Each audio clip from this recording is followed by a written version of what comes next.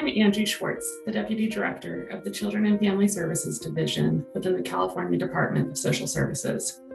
Today, we want to honor and reflect on the young lives that have been lost due to senseless violence. Each year, on average, over 100 children in California die as a result of child abuse and neglect.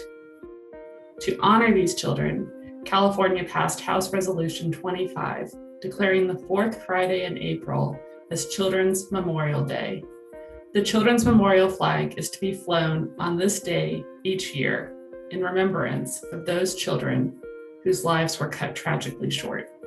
Today we reflect on the lives that have been lost this year, those children who will never grow up and reach their full potential, and those destinies that were cut short. Let's take a moment of silence to remember those lives and to think about the impact of those losses.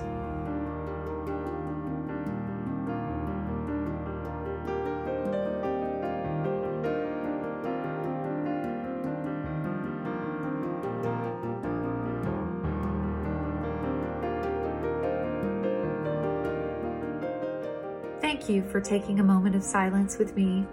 Protecting children is our civic duty. Let's work together to prevent such losses in the future. Now let's hear from community members on ideas of how we can better protect California's children.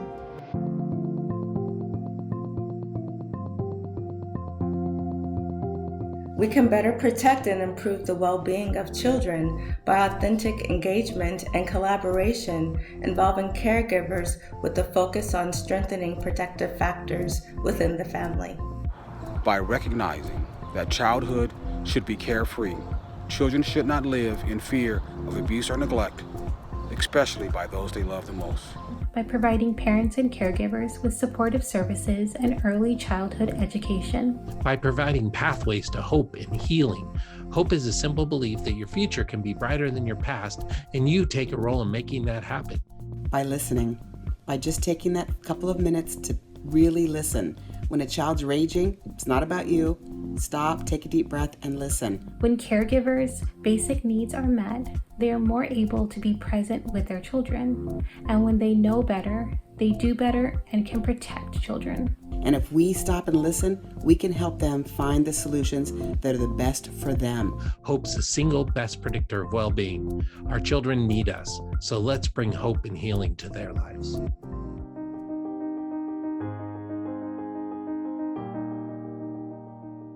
Hi, my name is Shannon, and I want to share part of my story with you. My name is Nicole Suman, and I was a former foster child in the state of California. Hi, I'm Zahira, a current California Foster Youth Initiative AmeriCorps service member. I was in the system for 12 years and in 29 foster homes until I found my forever home a month before turning 17. 1 in 20 youth under the age of 15 will lose one or both of their parents. And that's what happened at age 13 when both my parents passed away. Had it not been for the people who had taken me in and opened their homes, there's no saying what could have happened.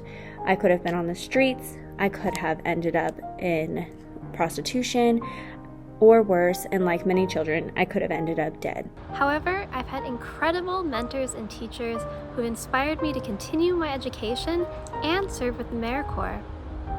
I find it so rewarding that I can use my personal experience to help other foster youth. I'm personally grateful to the teachers, caregivers, counselors, and other community members that have helped me strive and achieve. I found my mom, my forever home, and she has been a blessing in my life more than I could ever explain to anybody.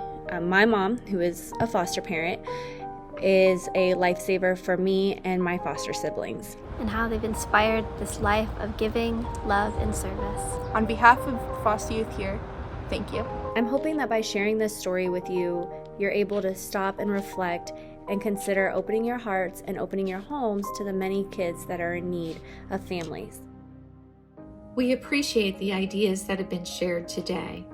Let's flood social media with pictures and videos to raise this important societal issue and honor the young lives that have been lost this year so that they will not be forgotten. Tag your post with hashtag flags honoring young lives lost. Thank you for taking the time to honor, remember, and reflect on the young lives lost to child abuse and neglect. We leave you today with spoken word from a former foster youth. Allow her words to resonate in your heart as we consider and confront the impact abuse and neglect has on our communities, families, and children.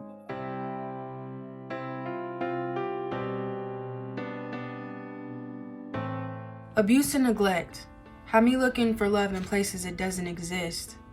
Abuse and neglect makes it hard to trust and easier to resist. Abuse and neglect had me crying myself to sleep wondering why I wasn't enough.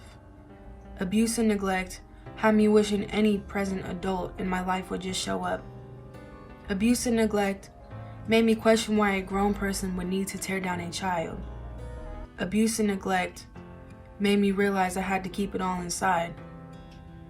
Abuse and neglect made me want to take my life at the age of 10. Abuse and neglect had me wanting to just feel loved again. Abuse and neglect broke me down and tore me apart.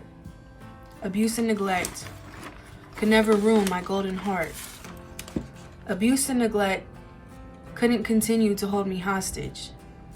Abuse and neglect, I learned to heal and not allow it to become a blockage. Abuse and neglect is where I grew success from tragedy. Abuse and neglect could have been stopped if family and friends hadn't turned a blind eye so casually. Abuse and neglect gave me passion to help and protect all the children after me. Thank you.